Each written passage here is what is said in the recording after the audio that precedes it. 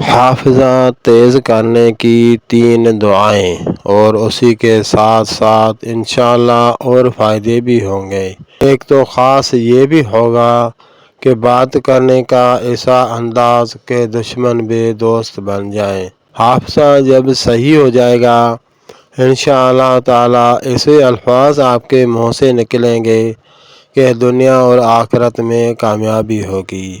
یہ وہ دعائیں ہیں جو حضرت موسیٰ علیہ السلام نے مانگی تھی۔ کیوں مانگی تھی؟ حضرت موسیٰ علیہ السلام نے بچپن میں آزمائش ہوئی تھی، اس آزمائش میں ہیرے جواہر چھوڑ کر اپنی کامیابی کے لیے انگار منہ میں ڈالے تھے، جلے ہوئے کوئلے منہ میں ڈالے تھے۔ وہ زبان میں تھوڑی سی جلنے کی وجہ سے بولنے میں اٹک تھی اور یہ دعا مانگی تھی۔ تو ابھی اس میں یہ بھی فائدہ ہوگا انشاءاللہ تعالی کہ اگر کسی کا بولنے کا مسئلہ ہے، اٹک ہے یا کیسا بھی ہے، وہ بھی انشاءاللہ تعالی صحیح ہو جائے گا۔ اس کے بہت سارے فائدے ہیں۔ ایک تو ذہن صحیح ہو جائے گا، حافظہ تیز ہو جائے گا، خاص کر کے یہ بچوں کو زیادہ فائدہ مند ہے۔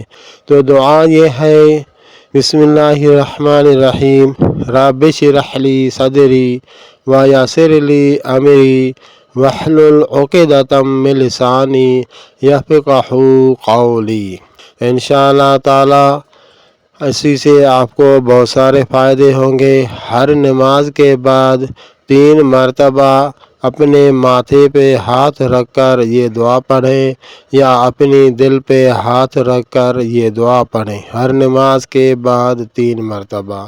جو نماز پوری طرح نہیں پڑھ سکتا، یعنی 5 وقت نہیں پڑھ رہا یا بالکل نہیں پڑھ رہا، یہ نماز پڑھنا فرض تو ہے، اس کا گناہ کا میں کچھ نہیں کہہ رہا، گناہ تو ملے گا، باقی اس کا بھی حق بنتا ہے کہ وہ بھی قرآن پاک سے فائدہ لے لے۔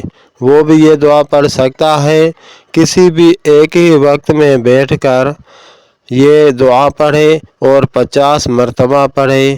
صبح کو ٹائم ملے یا رات کو وقت ملے، یہ 50 مرتبہ پڑھے، انشاءاللہ تعالی فائدہ ہوگا۔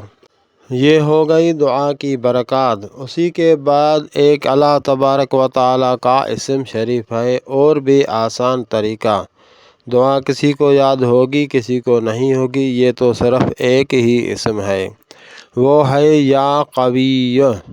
ہر نماز کے بعد اپنے ماتھے یا دل پہ ہاتھ رکھ کر یا قوی یا قوی یا قوی 7 مرتبہ پڑھیں، انشاءاللہ تعالی اسی سے بھی بہت فائدہ ہوتا ہے اور فائدہ ہوگا انشاءاللہ تعالی۔ اور اسی کے ساتھ ایک نسخہ، یہ اللہ تعالیٰ کی ایک نعمت ہے، بادام رات کو پانی میں ڈالو، اس کا لال سا چھلکا اتارو، پھر سفید گری نکلے گی، بادام کی گری پہ آپ 101 مرتبہ یا قوی یا قوی یا قوی پڑھیں اور اول آخر درود شریف پڑھیں۔ یہ نہار منہ کھائیں تو بہت اچھا فائدہ ہوگا، اگر کھانا کھانے کے بعد کھائیں پھر بھی انشاءاللہ تعالی آپ کا دماغ تر و تازہ ہوگا۔ جو لوگ کچھ پڑھتے ہیں یاد کرتے ہیں ان کے لیے تو بہت فائدہ مند چیز ہے یہ۔ ایک اور بھی اللہ تعالیٰ کی نعمت بتا رہا ہوں، وہ بھی زیادہ فائدہ مند ہے، وہ ہے شہد۔